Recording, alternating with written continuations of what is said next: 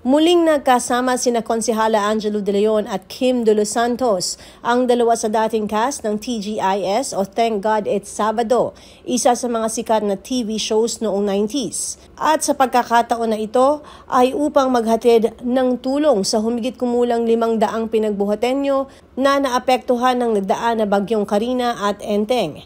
Isang fundraising project ang naging inisyatibo ni De Los Santos sa tulong ng mga Filipino sa Houston, Texas. Nakipag-ugnayan sa opisina ni De Leon at personal na inihatid ang grocery packs sa Villa Gloria Covered Court, Barangay Pinagbuhatan noong Sabado.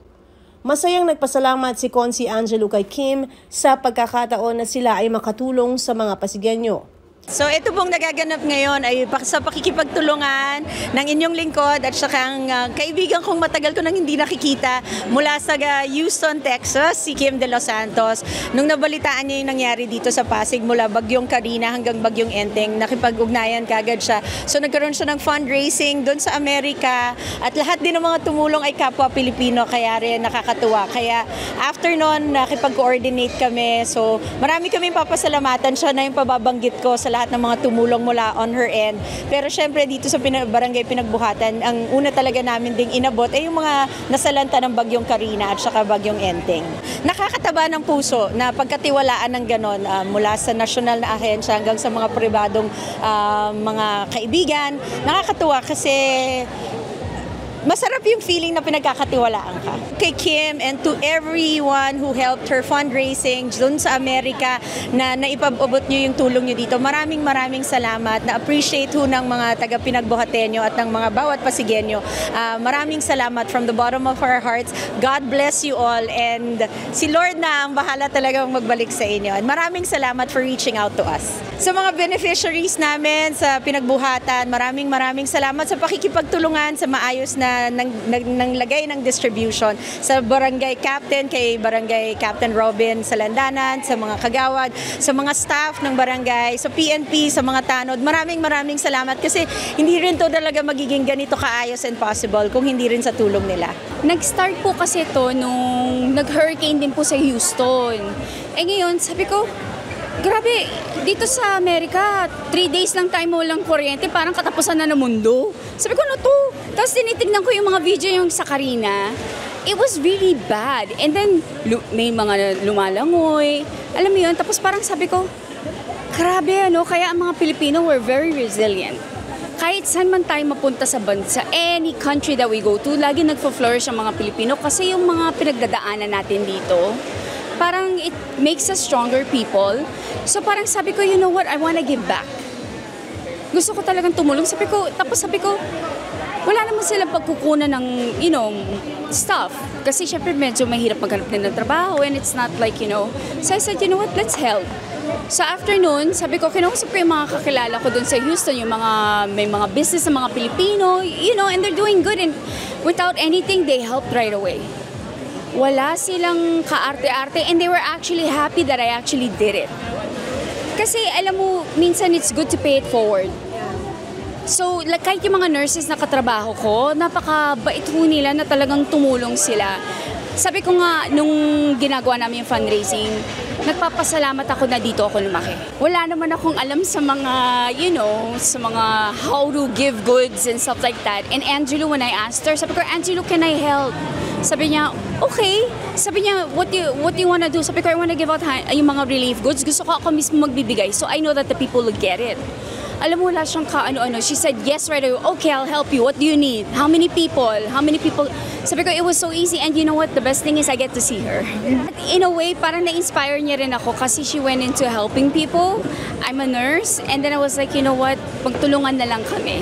Thank you. Sana po nakatulong po kami from us, coming from Houston, Texas. Sana nakatulong po kami sa inyo. Tsaka kay Angelo, sana keep doing what you're doing.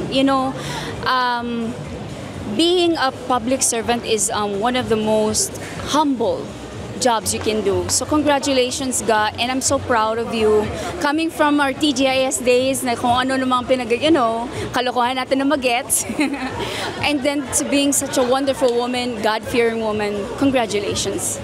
Taus-puso din ang pasasalamat ng mga kagawad at ng mga benepisyaryo kay De Los Santos para sa inihandog ng former TGIS cast sa kanila. Samantalang sinabi ng mga pinagbuhatenyo na hindi daw nakakalimot si De Leon na umalalay sa mamamayan. Nagpapasalamat po kami, unang-una po kay Lord dahil binigay po niya ang ganitong pagkakataon para mabigyan po ng konting tulong ang ating mga kababayan na nasalanta po ng Bagyong Carina. Maraming salamat po sa Consi Angelo at sa kanyang pong kaibigan na si Kim De Los Santos dahil sa kanilang effort po na pamibigay po ng tulong. Ito po ay nanggaling po sa kanilang puso. Imagine po, direct from the America po, bumaba pa po sila ng Pilipinas para lang po maibigay at maipaabot ang kanilang tulong para sa mga pinagbuhatenyo po.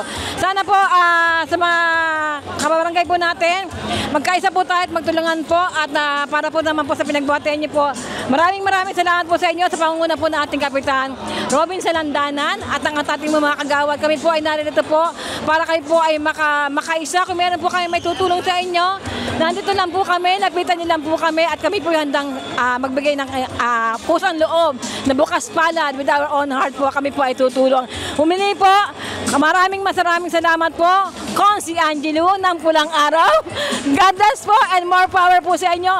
Sino ang ating number 1? Consi Angelo po. Siyempre, nagpapasalamat kami sa ating konsehala Angelo De Leon at sa kasama niya sa TGIS, si Ma'am Kim De Los Santos sa tulong na ibinigay niya sa aming mga kabarangay na naapektuhan nung nakaraang Bagyong Carina. Napakalaking bagay po nito para sa kanila at maraming matutuwa sa kanila kasi kahapon meron din silang nakuhang financial assistance galing sa lungsod ng Pasig po. Kaya nagpapasalamat po kami sa Pasig LGU at sa mga tumutulong po dito sa aming barangay. Maraming salamat po. Food pack po para po sa mga nasalanta po ng Bagyong Carina po. Siyempre po, blessing po, maraming salamat kasi unang-una po, hindi po lahat nabibigyan ng mga ganitong blessing po, di ba po?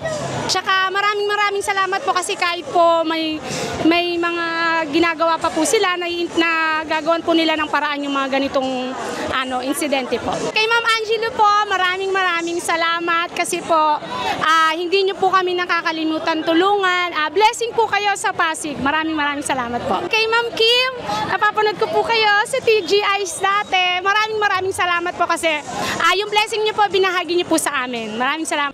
Ako si Luan Peñano para sa latest ng iNews Pasig.